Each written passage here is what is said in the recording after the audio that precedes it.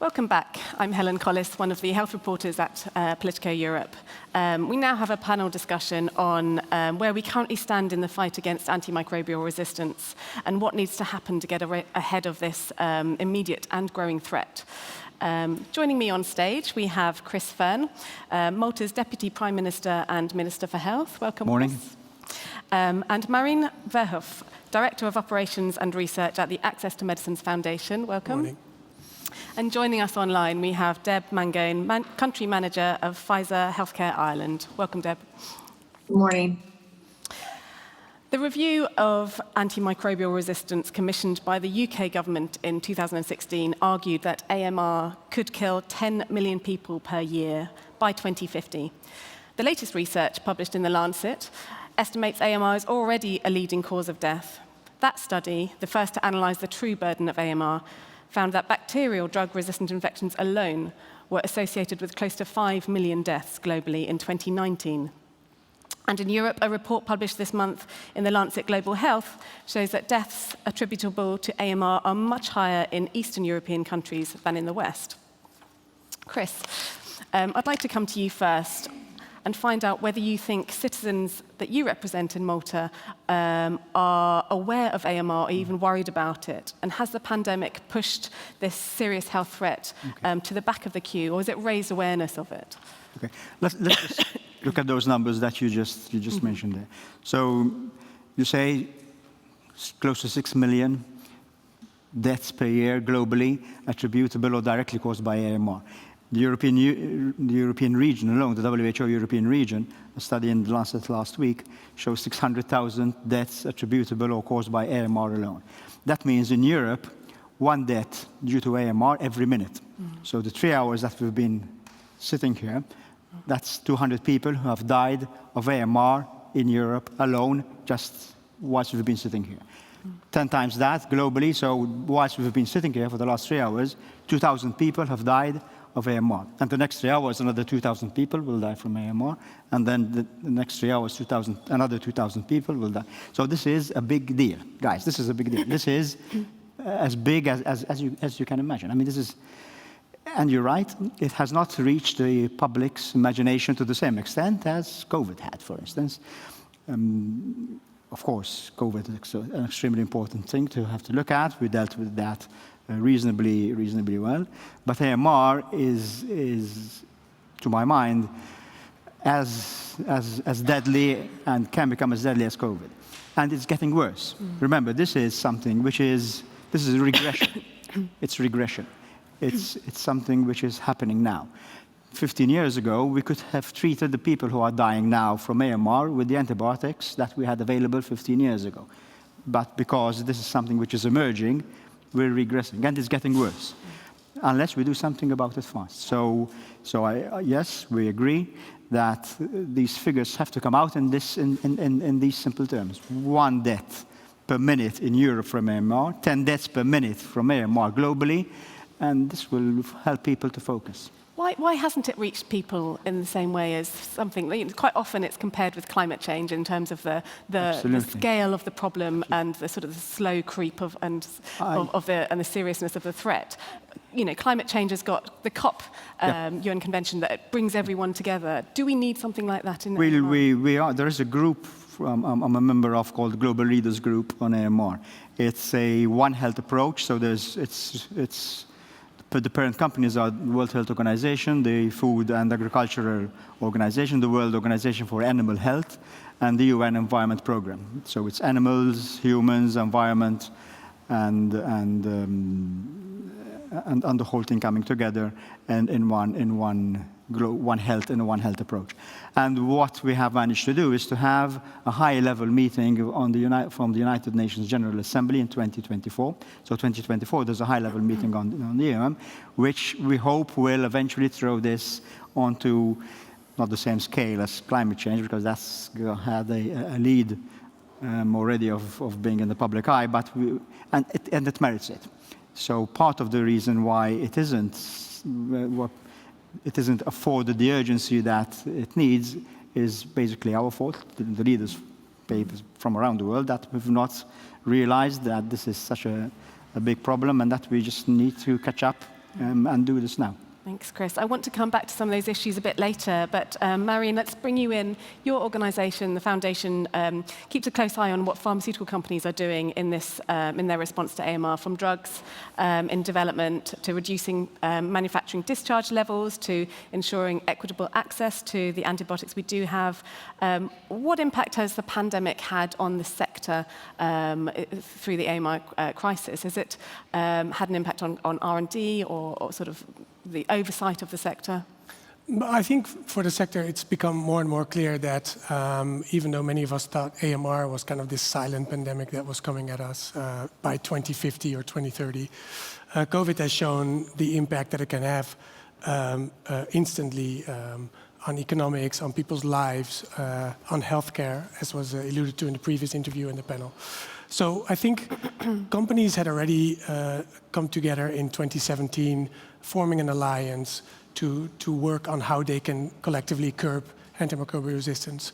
So there was this sense of urgency. And I think what COVID-19 brought the industry is even a further sense of urgency that we have to act now. And hopefully this, as His Excellency just explained, is also clear now to many other actors in curbing AMR, because this is not one issue that the industry alone can solve or any other entity can solve by its own. It's a very multifaceted, complex issue. It is not just one phase. Like COVID-19 was very clear. It was this one virus that we all had to rally around combating. We're talking over 100 antibiotics. We're talking gram-negative, gram-positive bacteria, very complex, complicated, not easy to explain to the public. And Deb, I'd like to bring you in. Sticking with this topic, what impact has the pandemic had on Pfizer's work in the antimicrobial space? Did it put the brakes on the R&D, for example, or any of the clinical trials there? Great, thank you, and thank you to the other speakers here as well. I think as one of the previous speakers right before this panel had mentioned, when the next pandemic comes, it's here already, right? AMR is the next pandemic, and as you've already indicated with the statistics that you've shared, it's having a huge impact on the lives, and thank you for the very astute calculation of one death every minute in the EU due to AMR. In terms of the economic burden, which I don't think has really been mentioned yet, it's estimated that AMR is costing the EU 1.5 billion per year in healthcare losses and productivity costs. So this is not, as the previous speaker just said, this is not something that one company can do alone, and it is on the pharmaceutical industry, but other industries as well, because it's not just about the misuse of antibiotics. It's also about what is in the environment and what more we can do with that. To answer your question directly, the COVID pandemic has taught us at Pfizer that we can make the impossible possible. And, we were able to bring a vaccine to the market in record time for the pandemic. However, as was previously mentioned, the challenge with AMR is the incentives are not there. Pfizer is one of the companies that is still investing in research for antibiotics, but in the last 20 years, there have been no new novel antibiotics brought to the market. And the reason is because the incentives are not there. And as the previous speaker was mentioning at the end of his talk, we really need to look at policy reforms to enable this. Thank you. Marion, we've got now multiple economic factors putting extra pressures on some of the, especially the sort of research-led R&D that's happening in the AMR space.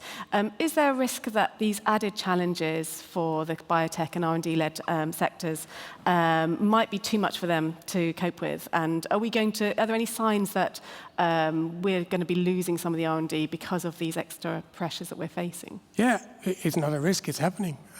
If you look at the last 5 years, there have been companies, small, medium enterprises, that were able to successfully bring a project through to phase 3, even registering the product, that ultimately had to sell their shares for, I think, $16 million, which was a fraction of all that has been invested.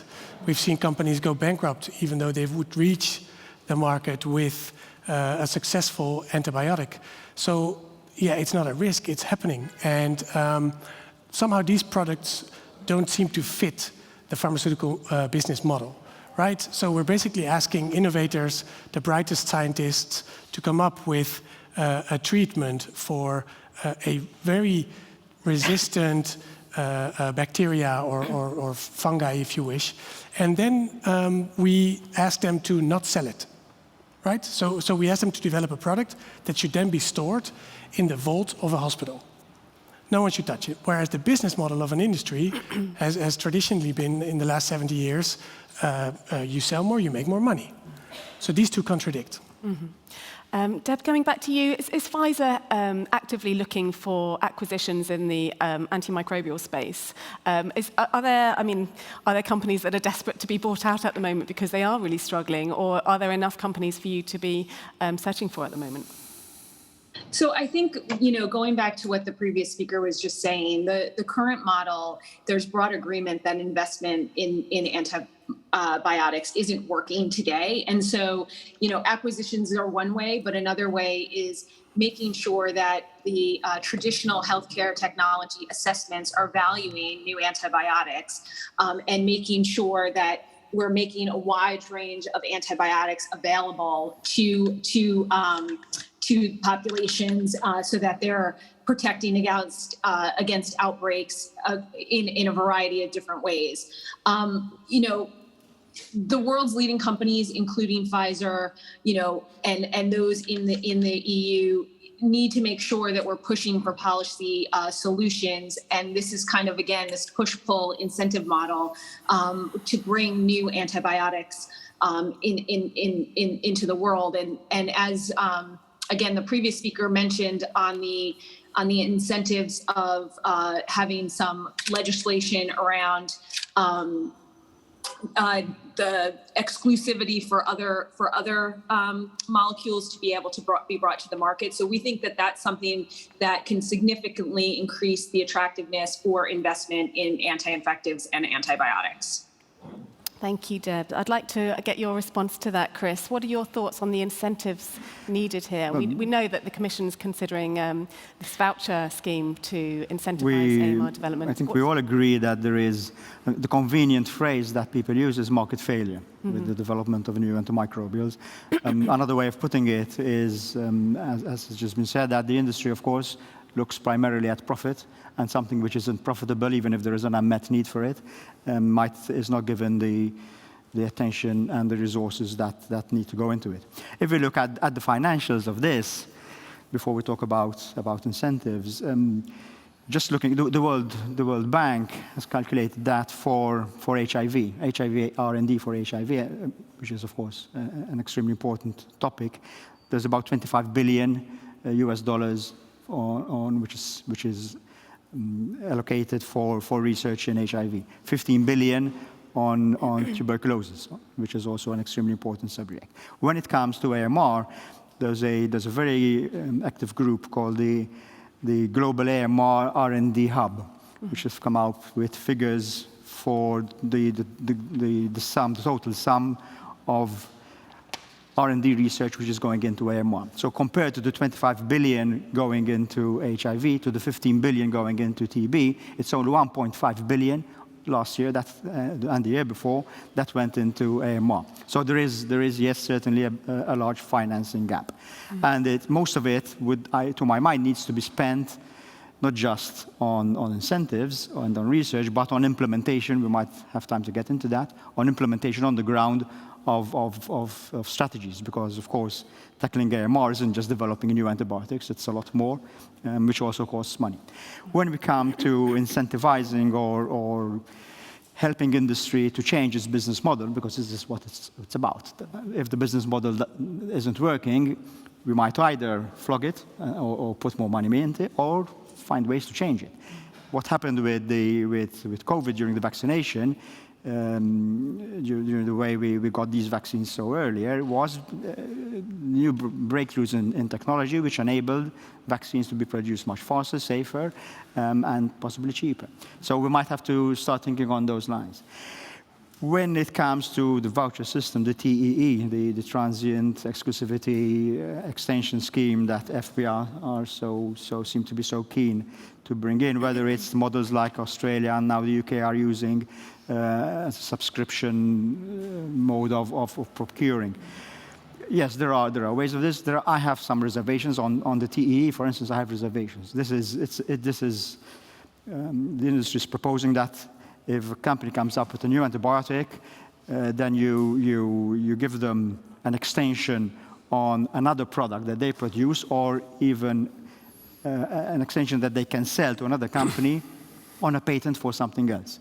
That's fine, you will get your antibiotics faster, but then you will stop generics from another field. And of course, I'm a very large proponent as a person responsible for buying stuff of generics rather than of patented medicines. So yes, there are pros and cons for this, but certainly something needs to be done. But unless we mobilize the finances for this, then it's all going to remain on paper and in the air. So really and truly, it's a question at this point in time to go after the finances. As the GLG, as a global leaders group, we're engaging with G7, with G20 countries, and in the industry as well, because we feel there is a need to up the financing into research and development and then implementation of strategies for AMR. So do you think Malta should oppose that suggestion then in the pharma strategy? It's not come to a point where we agree or oppose. It's still at the point where we're talking about this, discussing this, looking at the pros and cons, and looking at several different alternatives. At this point in time, we're not yet at the stage of choosing one over the other.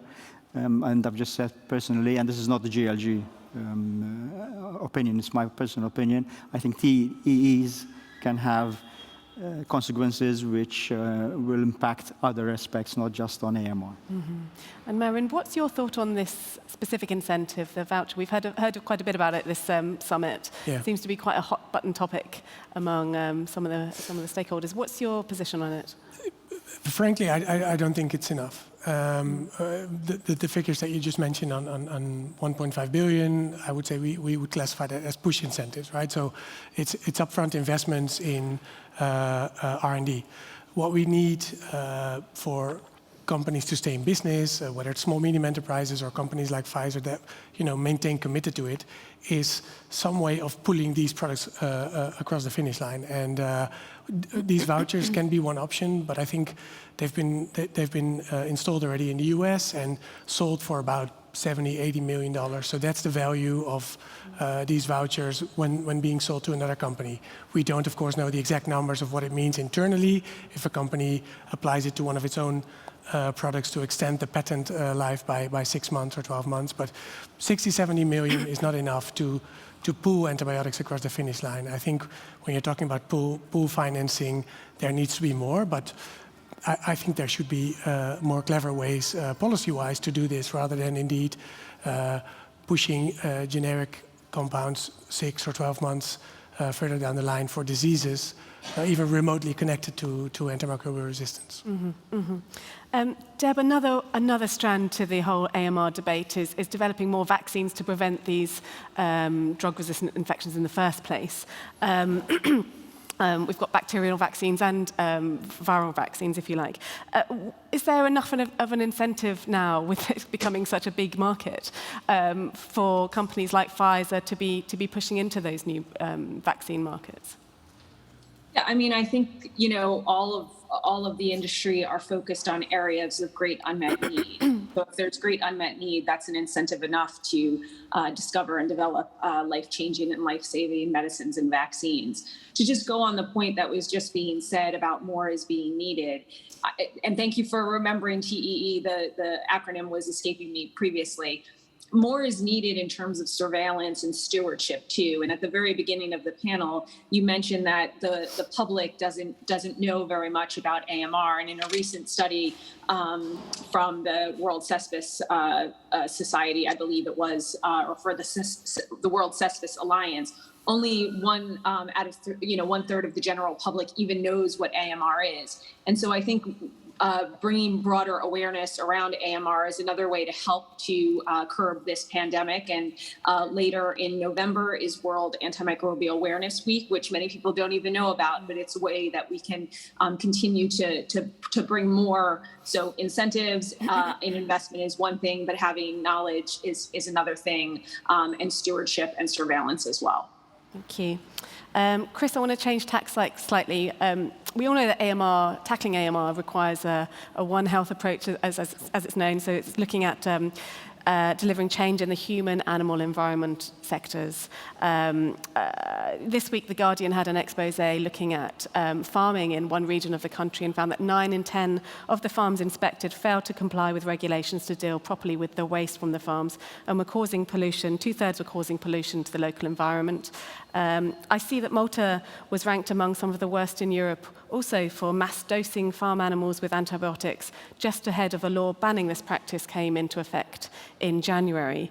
What should countries be doing to enforce these new rules that are really trying to limit the off-run of antibiotics in the wastewater? So you very rightly mentioned that tackling AMR requires an approach across not just the traditional health remits, if you like. And I've said this already, we're regressing. So if we use the tools that we've been using up to now, it's going to get worse. So we need to expand. And the One Health concept is exactly this. So looking not just at human health, but animal health, plant health, and the environment. And what you mentioned, the use of or misuse of antibiotics in farming, and then the disposal of waste, both by both human waste, animal waste, and pharmaceutical and industrial waste, is also extremely important if we want to tackle this seriously. But to get to that point, and I think it's the last thing that the other panelists mentioned just now, is we need the data. So we need surveillance. We have roughly surveillance figures on AMR for humans and human health. We have very little but some data on animal health, but we have no data on plant health and practically no data on the environmental health, or on the prevalence of AMR in the environment. So the first and important thing one of the more important things that we need to do is to increase surveillance. Surveillance of what's happening on the use and misuse of antibiotics in humans, in animals, in plants, and in the environment. You mentioned Malta. We have only yesterday inaugurated a new national laboratory to look at wastewater surveillance. So we're looking at wastewater surveillance. We're starting with COVID, but we're creating a wastewater biobank so that we can go back and look and do genetic sequencing on wastewater samples to look at AMR. And this will give us a picture, a clearer picture, more data on which to base our policies, because we keep saying this, it's extremely important for politicians to base policies on fact rather than on populism. So this is gathering facts. This costs money. Happily, the funds for this are coming through the European Union Commission. So that's one way of channeling funds into AMR on the ground where it works. So yes, I suspect that surveillance needs to be one of the more urgent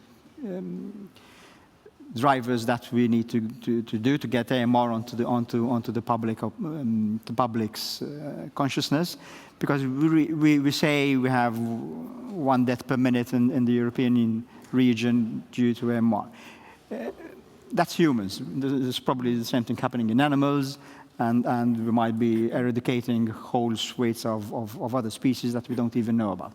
Mm-hmm. So yeah, surveillance is extremely important. Okay. 1, if we want to take the correct decisions, and 2, if we want to realize the extent of the disease and then engage the public in the solutions for treating this. Okay. And Deb, obviously the pharmaceutical sector also has wastewater that it has from its manufacturing facilities. Is there a safe level of antibiotics waste runoff? And how do companies like Pfizer ensure that they're staying within these limits?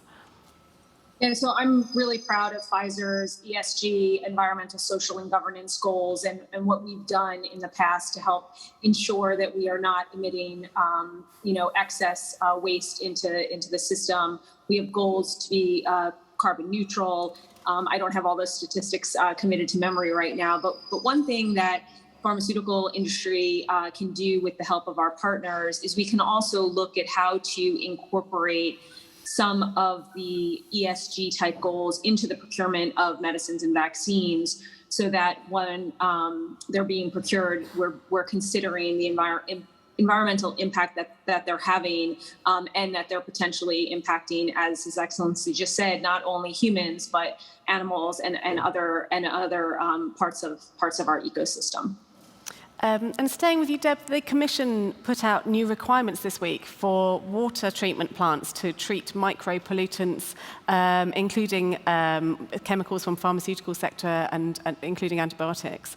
And it's asking the pharmaceutical sector, it's saying that the pharmaceutical sector should contribute to the cost of this. I just wanted to get your reaction to that. So I haven't been briefed. I'm actually on a holiday, so I have not been briefed on the latest legislation that you just referenced. But as I said, Pfizer does have very important and significant environmental sustainable goals around our wastewater, around what we're doing to combat climate change.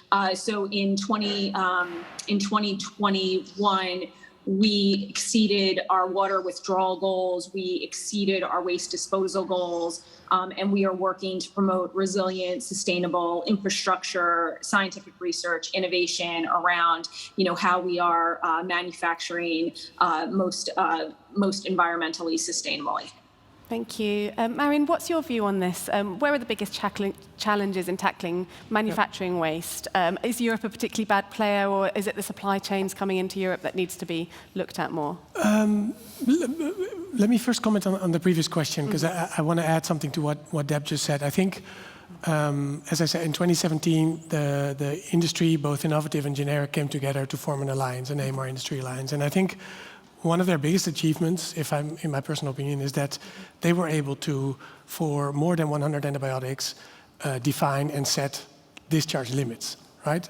So if an active ingredient, an active antibiotic is discharged into the environment above this target, the chances are that there will be resistance development in the environments of these manufacturing plants. And we're not talking 1, 2 plants, we're talking thousands of manufacturing plants across the globe.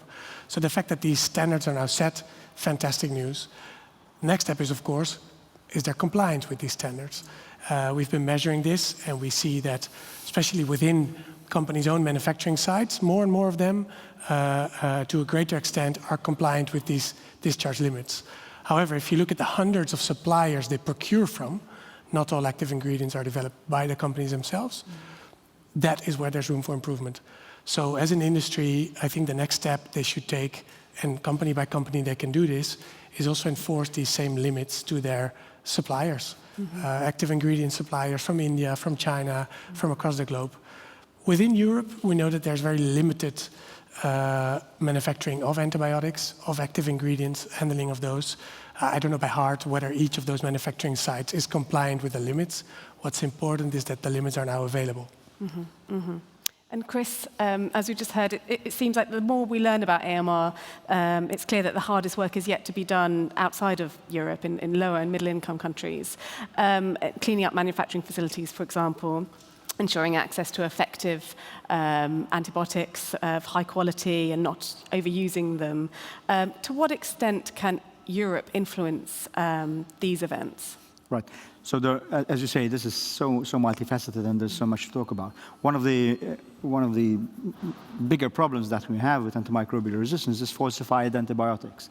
So around the world, there is a big black market for falsified medicines, including falsified antibiotics or counterfeit antibiotics, which only make resistance more easy to come out. But coming back, because I ran out of time before, on your question of how to help farmers get away from the overuse of antibiotics, not just on animals, but also on plants. Fish farming, for instance, now is a big problem because it's very lightly regulated, and there's, of course, big use of antibiotics there. There's a lot of big money in fish farming. One way is to, of course, regulation and enforcement of regulation, but then also compensation. Farmers need, if they want to change the model that they've been working with and the livestock and the produce that they produce, to the extent that they produce it depends in part on their using antibiotics, then we need to compensate them if they want to change the model. So this is also another question of financing. It's not just financing for going to the industry to develop new antibiotics, but also to prevent resistance and to prevent infection in the first place, including by helping people on the ground, farmers, to change the models into not using antibiotics, to help industry develop not just medicines and vaccines, but also tools to identify whether point-of-care tools, where somebody with temperature has actually a microbial, a bacterial or viral infection, and therefore, if it's viral, then they don't even need an antibiotic in the first place. So GPs on the ground to make decisions there and then on whether to use antibiotics or not on a scientific basis. So all of this needs money, needs pushing, and a lot of countries do have strategies, national strategies on AMR.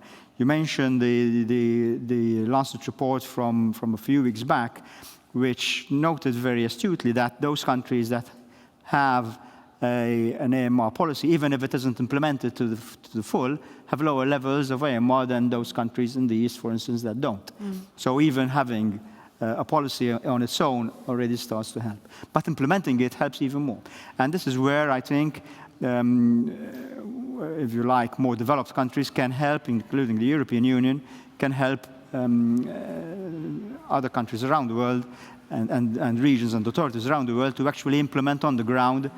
For instance, just having people washing their hands in healthcare facilities, pulling up the sleeves, not wearing ties, and hygiene and cleanliness in itself will bring down the MRSA rates dramatically. And we've seen this where it's happened, and we need to take this across the world. So there's a lot we can do, a lot we should be doing, and meetings like today will help get this off the ground. You mentioned the Lancet report that I brought up earlier about the differences in rates of drug-resistant infections across Europe. I see that DG Santé has recently had a new organisation, and it's now got a One Health unit, with a significant focus on international relations as one of its arms.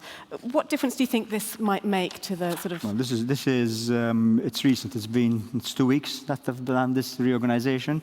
I'm very glad that Sandra Gallina has seen the need to do this. And I think this is a step in the right direction. So the GLG is the Global Leaders Group is a shining example of One Health, and the DG Santé and the administrative part of the Health Commission here in Brussels is also setting the example. And yes, unless we come out of our silos, and I take this on us politicians, unless we come out of our silos, it's not going to work.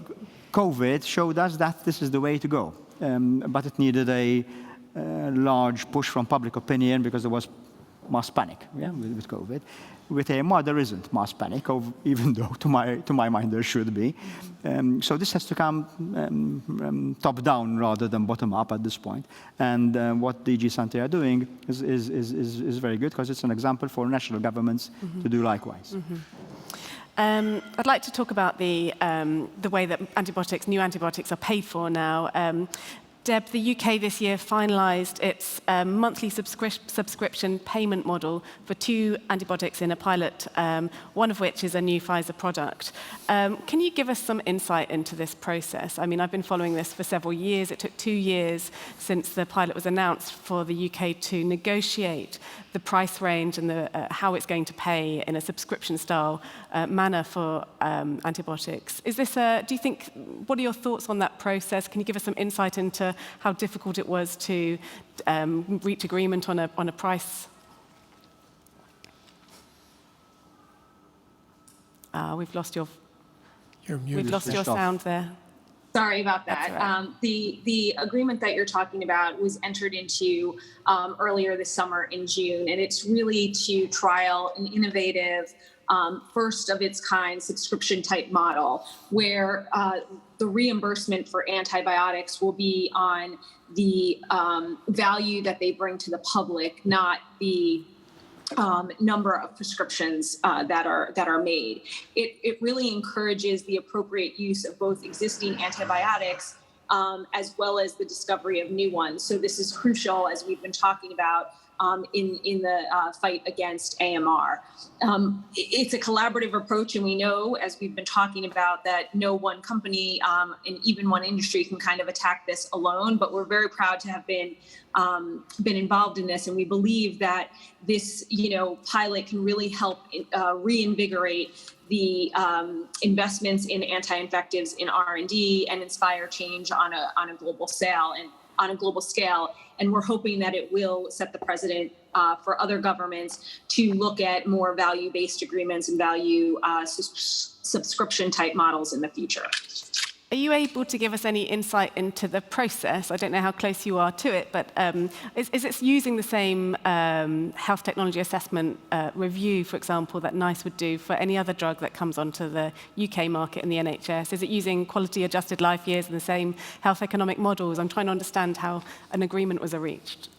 Yeah, I'm not privy to go into the details of the agreement. Okay, thank you. Marion, what's your view on this? I mean, the agreement we're talking about is for these two treatments is to pay a maximum of £10 million a year for 10 years. And it took obviously 2 years for that deal to be reached. What's your view on this kind of subscription style model? Yeah, as I said, it's important that we all remember that these products are developed, and then essentially what we want as a public is to keep them in the safe, because we don't want them to be abused, misused, only used for that patient that has exactly that type of resistant infection that the treatments are developed for. So I don't know about the economics, but I think essentially it's a good idea that there's an agreement for these specific sort of reserve antibiotics that we want to keep in the vault of the hospital, that there is some return on investment to the company. At the same time, there's no incentive for anyone to overuse these kind of products. Mm-hmm. And what's Malta doing in this area? The UK have started doing it now. Australia have been doing it for a while, and some states in America do it as well. Louisiana, for instance. Yes, we're following this. It's colloquially it's called the Netflix model. We're following this, and it's something that we might be interested in. But this, of course, brings another bedbug of mine to the fore, which is price transparency. Because when we're talking about prices with industry and procurement, this always comes up. This secrecy that the pharmaceutical industry likes to keep the prices, and the way and the whole process of developing new drugs, not just antibiotics, or drugs, whether there's how research, what money goes into research, what goes where, what goes into publishing or marketing, the whole development of new drugs and the financing of it is shrouded in secrecy. And I think we really need to get a very clear picture of what the transparency of price transparency through the whole mechanism. Because unless we do that, then whatever mechanism we use, we don't know whether we're paying a fair price for our medicines, be they new antibiotics, be they cancer medicines, innovative drugs, orphan drugs, whatever they are. I think price transparency is an extremely important thing that we need to come to the bottom of. Well, I have to come in and ask Deb what her thoughts are on that. I mean, we price our medicines based on the value that they bring to society, and innovative approaches such as value-based agreements and the Netflix models are doing just that, and incentivizing based on the value that they're bringing to society, not the number of prescriptions that are being written or the number of pills that are being sold. Thank you. I just had one question for you, Chris. What about an EU joint procurement mechanism for incentivizing these kinds of medicines to come to market? We are very in favor of joint procurement. I think you mentioned, possibly Martin Sekel mentioned this a couple of hours ago or an hour and a half ago, the success we had with COVID vaccination, because it was possibly the biggest joint procurement effort, joint negotiation and procurement effort that we managed across Europe and possibly in the world. And I think the results of that are clear for everyone to see.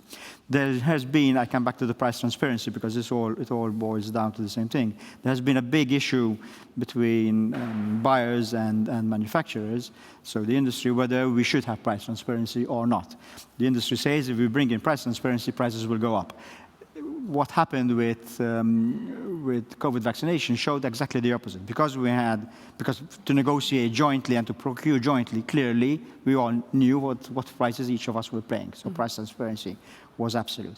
And because we did that, we managed to jointly procure, and prices were kept down for the vaccines, but also we managed to have access to everyone. So yes, joint procurement, not just for vaccines, but for innovative drugs, not just for antibiotics, is possibly a way forward.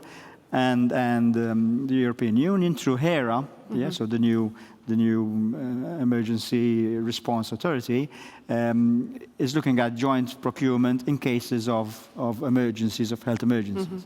So for monkeypox, there was also joint procurement for the monkeypox vaccine or the smallpox vaccine. But I really believe, and I'm a big proponent of this, that it needs to go further beyond vaccines and further beyond just emergencies and things like antibiotics, innovative medicines, cancer treatments. We need to really look strongly at joint procurement for these as well. Fantastic. Well, thank you very much to my panelists. We now have 10 minutes for a Q&A session for those of you who are joining us in person. So do please stay seated, and we will start that shortly. Thank you.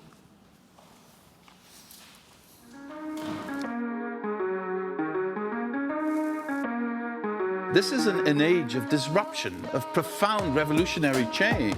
What we're really asking ministers is to empower the ambassadors. The only thing that you really push forth is the truth. You don't see many women represented when it comes to the decisions as to how to handle the pandemic.